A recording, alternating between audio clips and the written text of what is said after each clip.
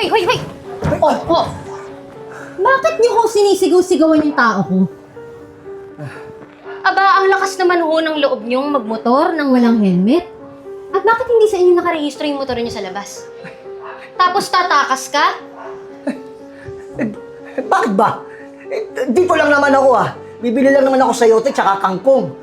Kailangan ba naka-full gear ako? Ha? Ang init-init ang panahon, no? Wala rin kayong konsiderasyon Ano tingin sa Pilipinas? Ha? Amerika? Ang sa amin lang ho. Bakit ho kayo nagmomotor nang walang helmet? Mali na nga yung dress code nyo, nakatsinelas ka pa. At bakit hindi sa'yo nakarehistro yung motor? Baka hindi nyo ako nakikilala, ha? Hindi nyo alam kung sino ako? May pinsan akong konsehala na mas mataas kesa sa inyo. Ha? Anong sabi mo?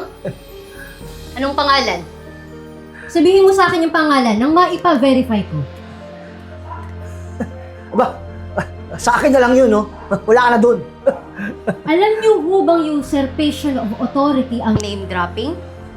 Sabihin niyo sa akin yung pangalan ng pinsan niyo nang malaman niyang ginagamit niyo yung pangalan niya.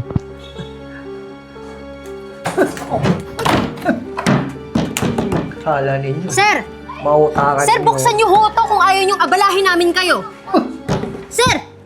Hello mga kadistrito, nandito pa rin po tayo sa ating lugar. At teka, parang may nagkakagulo dun sa bahay ng pinsan ko Sandali lang ha.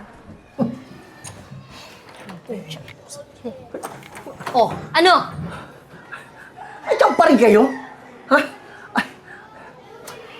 Ito binabalaan ko kayo, ha? May pinsan akong konsehala. At hawak namin itong lugar na ito. Kaya kung ako sa inyo, ibalik nyo na yung motor ko. Pabayaan nyo na ako. Sir, kahit sino pa yung pinsan niyo, ipapa-impound pa rin namin yung motor niyong walang rehistro. Teka, ano po nangyayari dito? Para patas po, ano po nangyayari dito? Eto ho kasing si Sir. Nahuli po namin nang nagmomotor ng walang helmet. Tapos, nung nagpakita sa amin ng ID, expired. Ha? Paano ka nagkaroon ng motor? Di ba wala kang lisensya? Paano ka nagmaneho ng motor? Inaram ko. Kanino? Kay ano, Ay, nako, Insan. Alam mo, sumuko ka na lang. Sumama ka na lang kila ma'am. Hindi ko hayaan na masira yung pangalan ko nang dahil nandiyan sa mga kabalbalan mo. Ikaw talaga, Insan. Sumunod ka kasi sa batas. Dapat maging masunurin tayo. Hindi porket kamag-anak mo ko, sasabihin mo, meron kang pinsan na konsehala. Ay, teka lang, nakalive pa pala tayo mga kadistrito Ayan wala akong kinakampihan, walang kamag-anak, walang kumare. Subukan niyo ako, wala talaga. Walang kamag-anak sa akin. Teka lang, malulubat na ako mga kadistrito Ayusin lang namin to, Sandali lang. Ako, ma'am. Kunin niyo na po yan. Mali po yung ginawa niya, ma'am. Konsehala, maraming salamat po. Ibababa na ho namin siya. Salamat po. Salamat po, ma'am. Pinsan, usapin mo naman. Migil ka na. Baba.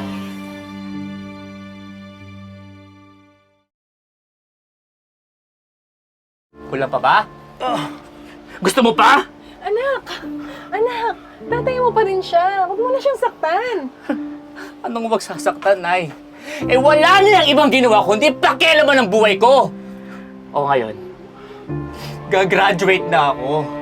At bukas, may interview ko sa isang magandang kumpanya. Hindi na ako bata para pagbawalan mo sa mga bisyo ko, ha?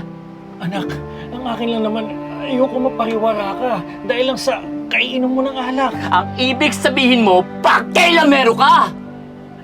Ayaw mo ko maging masaya. Ang gusto mo, maging katulad sa iyo na tumandang miserable. Magsama kayo!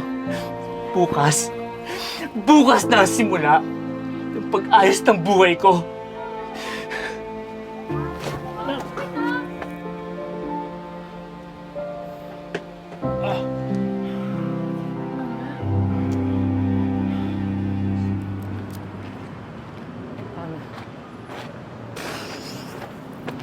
Nalimutan ko yung resume ko, shucks. Pero, sure naman ako matanggap dito Bagang ko si Mama.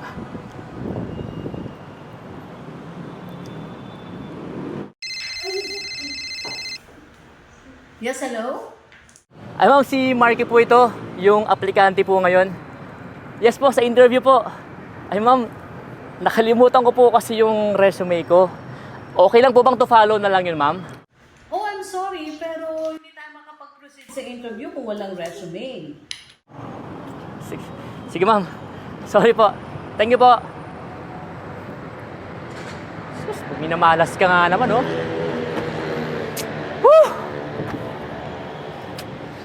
Ah. Anak, Oh, ano meron? naiwan mo yung resume mo. Alam kong kailangan mo to eh. Galingan mo, ha.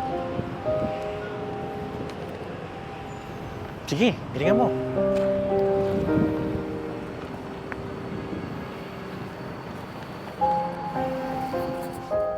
Nay! Nay! May trabaho na ako, Nay. Natanggap ako, Nay. Wait. Sandali, ba't po kayo umiiyak, Nay? Ano pong problema? Anak, wala na yung tatay mo. Na-aksidente siya pa uwi ng bahay.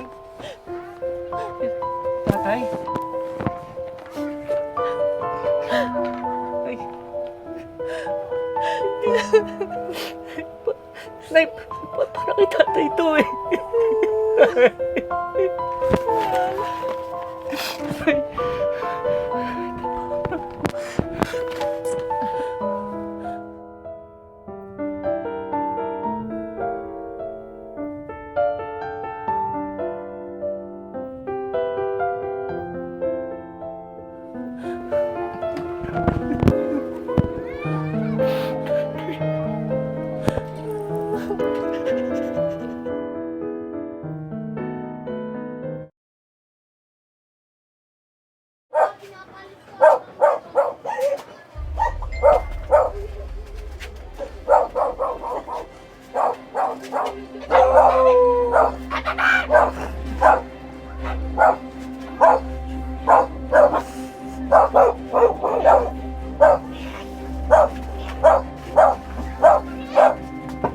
Uy, Mari, maraming salamat ha sa pagdayo sa lugar namin. Pero huwag kang mag-alala, Mari. Tutulungan kita magbenta ng mga mabra at pag may makuha na ako, kukontakin kita kaagad, Mari.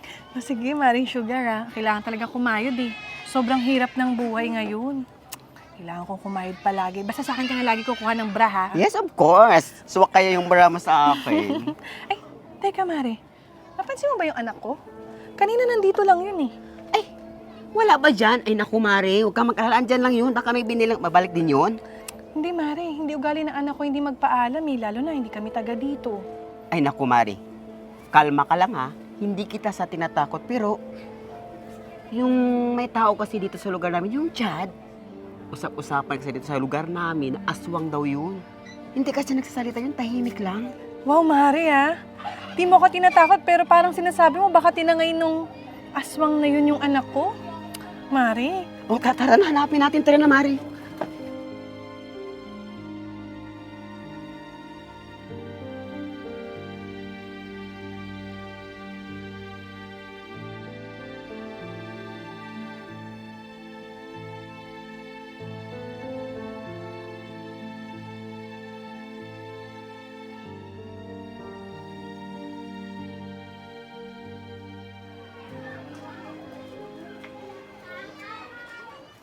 Ayun si Bun.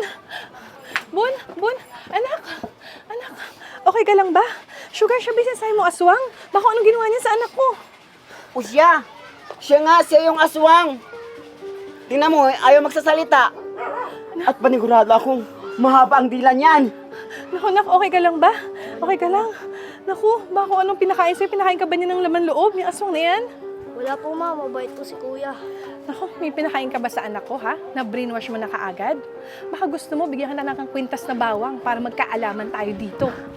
Misis! Ayun, Chief, mabuti po dumating na kayo. Pakidampot na po tong aswang na to. Baka naman yung anak ko dahil dyan eh. Aswang? Si Chad ba? Bago lang siya dito sa lugar natin pero hindi naman siya aswang. Eh, bakit hindi siya nagsasalita? Panigurado akong mahaba dila niyan. Pipi kasi si Chad. Kaya hindi siya makapagsalita. Nangangalaka lang siya dito pero hindi siya masamang tao. Sige, kung pipik nga, ilabas mo yung dila mo. Sampol nga, sampol! Tigil nyo na nga yan. Totoo niyan, si Chad nilapit sa akin yung anak mo. Hindi ka naman niya kilala. Di niya alam kung kanino isusoli. Eh di sinamahan ko. Kaya ito, hinanap namin kayo ngayon. Anak, totoo ba yun? Opo ma, mabait po siya ma. Nung hinimatay ako ma, tinulungan niya po ako. Ako, kuya, sorry. Hinusgahan kita kaagad, ha? Pasensya ka na. Akala ko talaga aswang ka eh. Sorry. Sige ma'am, sa susunod, pakiingatan na lang po yung anak nyo. Sige Chad, tara. Merienda tayo.